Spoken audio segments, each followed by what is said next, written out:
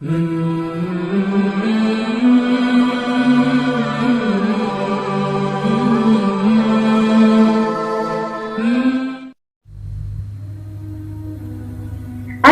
वालेकुम।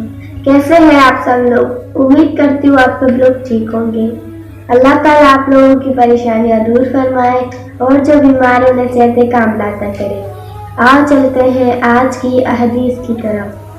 हज़रत अबू इमामा रज़ी अल्लाह अन्हु बयान करते हैं, किसी यहूदी आलिम ने नबी सल्लल्लाहु अलैहि वसल्लम से सवाल किया, कौन सा खित्ता यानी जमीन बेहतर है?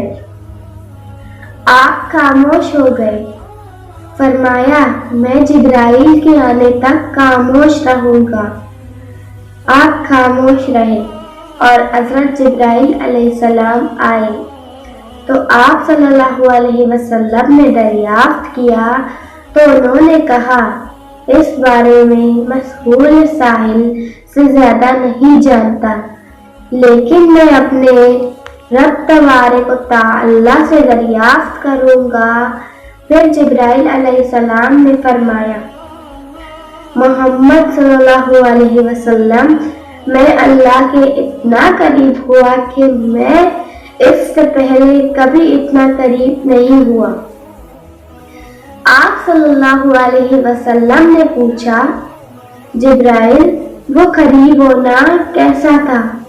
उन्होंने फरमाया, मेरे और इसके पास माबैन नूर के 70,000 पर्दे थे।